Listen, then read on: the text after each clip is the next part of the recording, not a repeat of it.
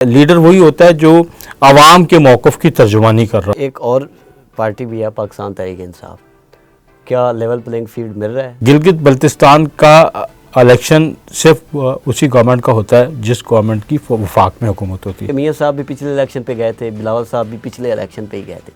तो 5 साल बाद जीबी याद आता है। बैरिस्टर गौर अगर कह रहे हैं कि 9 मई हमसे गलती हुई है। अस्सलाम वालेकुम नाज़रीन, मशरिक डिजिटल के प्रोग्राम आज की बात के साथ मैं हूँ मोहम्मद शहवैंस और मेरे साथ स्टूडियो मौजूद हैं सीनियर साफ़ी तजज़ियाकार कमर उस्मान भट्टी साहब। जीबी का इलेक्शन और इस वक्त कैंपेन ज़ोर शोर से जारी है। पीपल्स पार्टी के चेयरमैन बिलावल भुट्टो ज़रदारी भी इस वक्त जीबी में हैं और आज नवाज़ शरीफ साहब भी पहुँचे हैं, उन्होंने एक जलसे से खिताब भी किया है। इसके अलावा वफाकी बजट जो है वो 5 जून को पेश होना था, उसमें भी ताख़ीर की गई है। इस पर बात करेंगे। सर, जीबी का इलेक्शन, और हमने देखा कि पिछले अगर 3 इलेक्शंस की बात करें तो वो तीनों पार्टियां ये इक़्तिदार में रही, नून लीग भी, पीपल्स पार्टी भी और तहरीक इंसाफ भी। अभी आपको क्या लगता है, जिस तरह बिलावल ने बात की कि इस्लामाबाद से फैसले होते हैं जीबी के लिए, तो इस्लामाबाद में जो गवर्नमेंट है वही बनेगी जीबी की, या आपको कोई रिजल्ट्स डिफरेंट नज़र आ रहे हैं? देखें, जीबी की बात की जाए, कश्मीर की बात की जाए तो यहाँ पे तो पिछले कई सालों से इस्लामाबाद का ही कंट्रोल है। ठीक है, इसमें कोई शक वाली बात नहीं है। और बिलावल ने जो कहा कि ये जो कश्मीर और शुमाली इलाका जात की वजारत की क्या ज़रूरत है, नेचुरली ये बात वो अब कर तो रहे हैं क्योंकि पार्टी चेयरमैन है और उनका एक स्टांस भी हो सकता है, मौक़िफ़ भी हो सकता है, लेकिन जाहिर है कि ये वजारत जो है ये भी आप कह लें उनके नाना की, और मोहतरमा बेनज़ीर भुट्टो भी एज ए प्राइम मिनिस्टर इस वजारत को चलाती रही हैं, तो कभी उन्होंने इसके ऊपर बात नहीं की उस वक़्त। अब ये एक आप कह लें कि कश्मीर के अंदर जो एक अवामी एक्शन कमेटी बनी थी, उसने बहुत आप कह लें कि अवामी रिएक्शन सामने आया था कि कश्मीर के बहुत सारे मामला जो हैं वो ओवर बजटिंग हैं, या वो उन लोगों के ऊपर खर्च हो जाते हैं जो आप कह लें कि कश्मीर के रहने वाले नहीं हैं, लेकिन वफाक अपना जो कंट्रोल है वो बरकरार रखने के लिए 12 सीटें जो है वो, मैं बात कर रहा हूँ कश्मीर के इलेक्शन के हवाले से, चूँकि ये दोनों इशूज़ कश्मीर के ही इलाके जात कहलाते हैं, गिलगित बल्तिस्तान और कश्मीर भी, तो वो एक अवामी सतह पे एक जो रिएक्शन आया था ना, उसके बाद एक ज़ाहिर पॉलिटिकल पार्टीज़ को भी अंदर कुछ तब्दीलियाँ करनी होती हैं। तो बिलावल ने प्रिंसिपली उन मुतालबात की आप कह लें कि वो हमायत कर रहे हैं जो मुतालबात अवामी एक्शन कमेटी में रखे गए थे, और उन्होंने 12 सीटों को मिना करने की भी बात की थी, तो वो अभी चल भी रही है। अभी तकरीबन जितने भी उनके मुतालबात है, कहा जा रहा है कि तमाम मुतालबात मान लिए गए हैं। 3-4 मुतालबात ऐसे हैं जिनका ताल्लुक कॉन्स्टिट्यूशन से रिलेटेड है, जो वो चीज़ें हैं जब तक वो नहीं होती वहाँ से नहीं हो सकता, तो उसमें ज़ाहिर है 12 नशिस्तों का भी इशू है। तो वो बात यह है कि गिलगित बल्तिस्तान का इलेक्शन सिर्फ उसी गवर्नमेंट का होता है जिस गवर्नमेंट की वफाक में हुकूमत होती है। जब गिलगित बल्तिस्तान को एक सूबाई पोजीशन दी सदर पाकिस्तान के तौर पे आसिफ अली जरदारी साहब ने, इसको एक अलग से आप कह लें कि कश्मीर से निकाल के एक अलग सूबे के तौर पे लेके आए, तो जाहिर है कि उस वक्त वहाँ पे पीपल्स पार्टी की गवर्नमेंट बनी, पीपल्स पार्टी की गवर्नर से सारी चीज़ें थी। उसके बाद मियाँ नवाज शरीफ उस गवर्नमेंट में आए, तो मियाँ नवाज शरीफ की तरफ से जो नामजद करदार लोग थे वो वज़ीर आज़म वज़ीर आला बने और वहाँ के, और अब उसके बाद पीटीआई की आई। और पिछले इलेक्शन की अगर बात की जाए तो पिछले इलेक्शन में पीटीआई, मैं चूँकि उस इलेक्शन में गिलगित में ही था, ठीक है, और मैंने वो करीब से वो इलेक्शन का मुशाहिदा किया था, तो ये बात बिलावल ने उस वक्त भी वहाँ पे 2-3 दिन धरना भी दिए रखा गिलगित में, क्योंकि गिलगित के अंदर भी जो एमएल की 2 नशिस्तें थी, एक नशिस्त जो जमील की थी, वो जो है वो इलेक्शन आप कह लें कि उनका पॉइंट ऑफ व्यू भी यही था, और बाद में वो साबित भी हो गया कि वो इलेक्शन जो था, क्योंकि जब जैसे ही फिर वो आप कह लें कि 2022 के बाद चेंज आया, तो फिर वो जो उसके ऊपर एक इंतखाबी ज़रदारी थी, रिट दायर हुई थी, उसके नतीजे में जमील को बाद में डिक्लेयर भी किया गया कि जमील जो है वो इलेक्शन जीता। तो वो जो जिन 9 नशिस्तों की बात कर रहे हैं ना बिलावल भुट्टो, तो वो 9 नशिस्तें चुराई गई होंगी, यकीनन चुराई गई होंगी जो वो बात कर रहे हैं। और वो मैंने आपको बताया कि एक पूरा सिलसिला है कि जैसे जैसे जिसकी गवर्नमेंट होती है, चाहे वो पीटीआई की हो, नून की हो, पीपल्स पार्टी की हो, जिसकी वफाक में हुकूमत होती है, उसी की गिलगित में, क्योंकि गिलगित में पिछले 3, और आप कश्मीर में भी देखें तो कश्मीर में भी चेंज वही होती है कि जिसकी वफाक में गवर्नमेंट है उसी की आप कह लें कि एक पार्टी जो है वो चाहे नई तैयार कर दी जाए, चाहे उन्हीं पार्टियों में से कुछ तोड़ फोड़ करके किया जाए, आती उन्हीं की मर्जी की जो पियामन भाई वाला मामला। सर, मियाँ साहब काफ़ी अरसे बाद सियासत में एक्टिव हुए हैं और जीबी में वो गए हैं, और उन्होंने भी यही कहा कि मुस्लिम लीग नून ने ही काम किया, फलां मैंने ये किया, बाकियों ने ख़त्म किया। पीपल्स पार्टी भी यही दावा कर रही है कि मुआशी मसाइल का हल पीपल्स पार्टी है। लेकिन हम देख रहे हैं कि मियाँ साहब भी पिछले इलेक्शन पे गए थे, बिलावल साहब भी पिछले इलेक्शन पे ही गए थे, तो 5 साल बाद जीबी याद आता है। तो जीबी की आवाम या वहाँ के जो पॉलिटिशियंस हैं उनका उसमें कितना स्टेक रह जाता है? क्या वो सिर्फ कठपुतली हैं इन गवर्नमेंट्स, इन पार्टियों की 5 साल बाद आते हैं और हुकूमत बना के चले जाते हैं? देखें, अब जाहिर है कि ये तो अवामी सतह पे कोई कल्चर है, ऐसी बात नहीं है कि सिर्फ जीबी में या कश्मीर में ये होता है।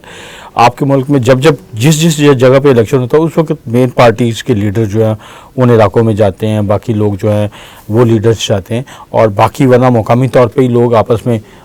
चीज़ें करते रहते हैं। बहुत सारे इश्यूज़ होते हैं जो फौरी तौर पर एड्रेसेबल होते हैं वो हो जाते हैं, बहुत सारे इश्यूज़ होते हैं जो नहीं है उसके ऊपर काम हो रहा होता, वो फिर लटकता रहता है, ताख़ीर के साथ होता है। तो गिलगित के जो मामलात हैं वो आप देखें तो वो भी बहुत इश्यूज़ हैं जो ताख़ीर का शिकार होते रहे और अभी भी हो रहे हैं। अब इलेक्शन आ गया तो नवाज शरीफ साहब को भी जाहिर है गिलगित की आवाम से बहुत प्यार है, और बिलावल साहब को भी है, और कश्मीर और बिलावल साहब चूँकि वो क्लेम भी कर रहे हैं कि जी मेरे वालिद मोहतरम ने जो है गिलगित बल्तिस्तान असम्बली को एक सूबाई असम्बली की लेवल के ऊपर एक हैसियत दी है। तो वो सारी चीज़ें हैं, लेकिन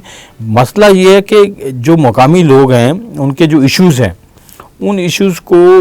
जब तक एड्रेस नहीं किया जाएगा और जब तक उसको वफाक के लेवल के ऊपर ओनरशिप नहीं मिलेगी, मतलब बिलावल ने गिलगित में जाके बहुत सारे आप कह लें एस्पेक्ट के ऊपर बात की है। बज़ाहिर वो इस वक्त गिलगित के ऊपर बात कर रहे हैं, लेकिन अगर आप देखें तो वो उन्होंने आप कह लें कि बलूचिस्तान के मिनरल्स को भी का मामला भी यहाँ पर उठा दिया है, उन्होंने सिंध के जो थरकोल का मामला है उसको भी उठा दिया है। लोगों की इलाकाई सतह पे जो मलकियत है कि थरकोल के लोग समझते हैं कि ये थरकोल का कोयला जो है ये थर के अवाम की मिल्कियत है सबसे पहले, और उसके बाद सिंध के अवाम उसके मालकान में शुमार होते हैं, और उसके बाद फिर फेडरेशन के पास। यही इशू जो है ग्वादर में भी हम देखते थे कि ग्वादर में जब ग्वादर के अंदर जब निजकारी चीज़ें आ रही थी वहाँ पे जब सारा कुछ हो रहा था तो ग्वादर के लोग भी कहते थे कि ग्वादर के लोगों को पहले प्रायोरिटीज़ दी जाए, वहाँ पर उनको मुलाजमतें दी जाएँ,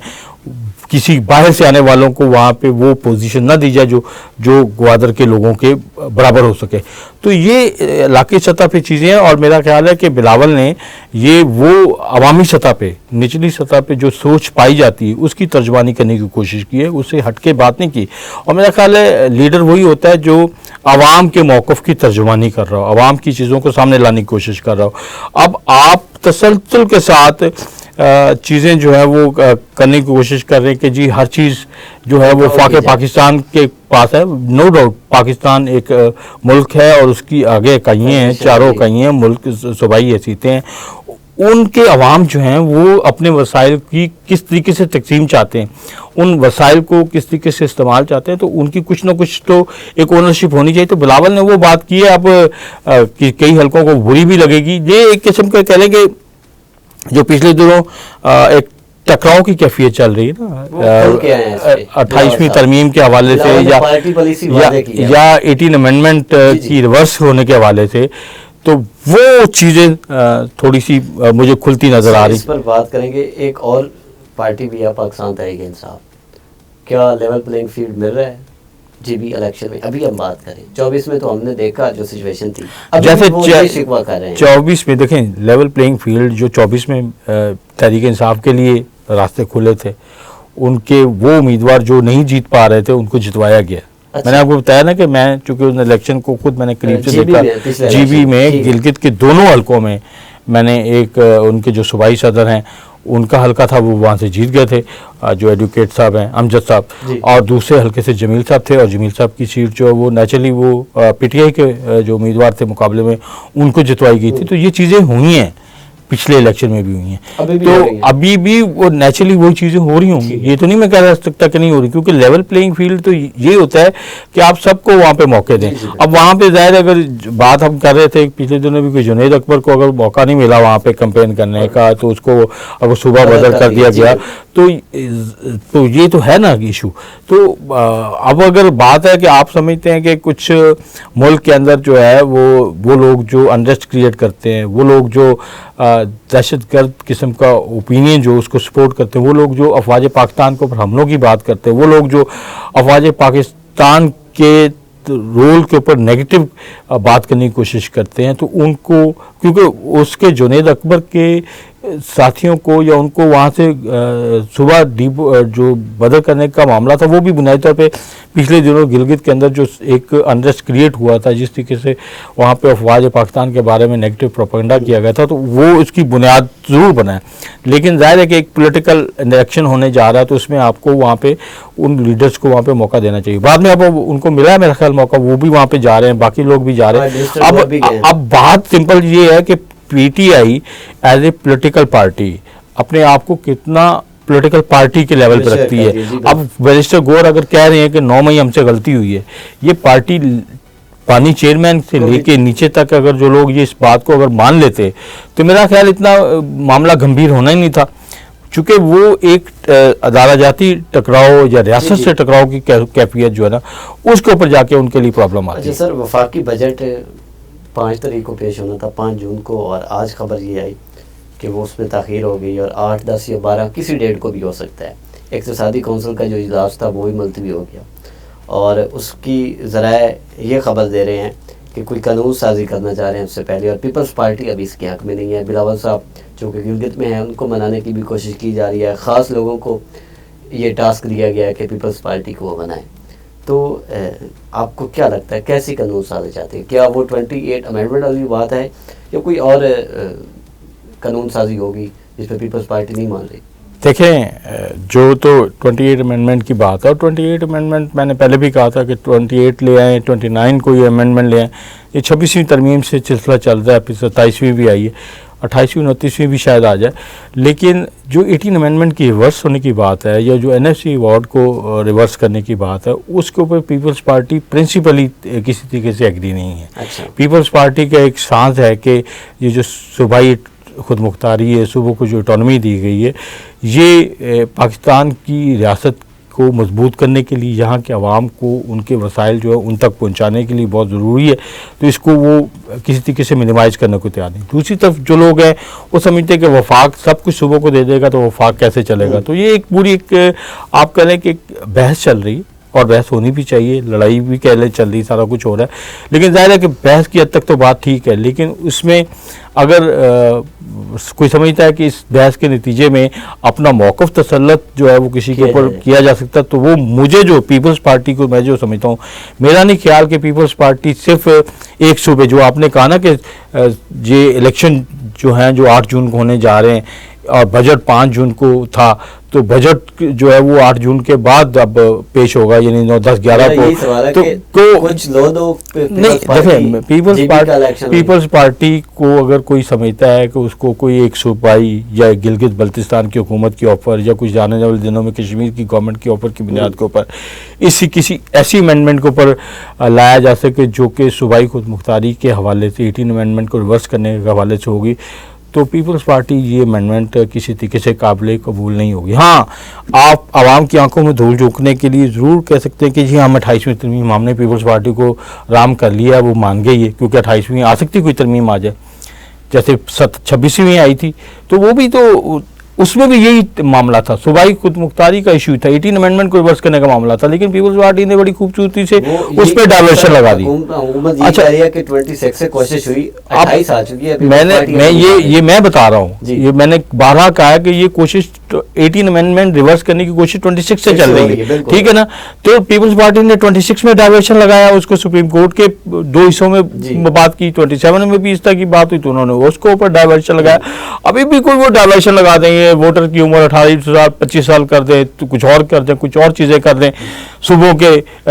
नए सूबों के बनने के हवाले से कुछ छोटी मोटी चीज़ें ले आएँ, कुछ और चीज़ें आ जाएँ, लेकिन जो सूबाई खुद मुख्तारी का इशू है उसको पीपल्स पार्टी किसी तरीके से नहीं मानने वाली। और ये लड़ाई, अब जो लोग समझते हैं कि जरदारी साहब ने पिछले दिनों जो इस्टेब्लिशमेंट को मजबूत करने की बात की थी, वो कोई इस्टेब्लिशमेंट की मजबूती की बात नहीं है, वो आप कह लें कि हर एक की अपनी अपनी इस्टेब्लिशमेंट है। फिर अगर यही भी देखा जाए, पीपल्स पार्टी की जेन में अपनी एक इस्टेब्लिशमेंट है, नून लीग वाले तो माशाल्लाह उनकी अपनी इस्टेब्लिशमेंट है। वो दिल करता है तो एमक्यूएम के गवर्नर नामजद कर देते हैं, ठीक है ना, और दिल करता है तो फिर अपना ले आते हैं। और अब फिर वो सुनने में आ रहा है कि कोई नया फिर वो गवर्नर लाना चाह रहे हैं। भाई आपकी पार्टी, डिसीजन आपने लेना है बतौर प्राइम मिनिस्टर, आपका राइट है कि आपने किसको वहां पे गवर्नर लगाना है। पीपल्स पार्टी ने तो सिंपल ये कहा कि आपकी पार्टी चूंकि प्राइम मिनिस्टरशिप है और आपका हमारे साथ एक एग्रीमेंट था कि जहां आपका गवर्नर होगा विजयाला होगा, वहां पे हमारा गवर्नर होगा, जहां पे आपका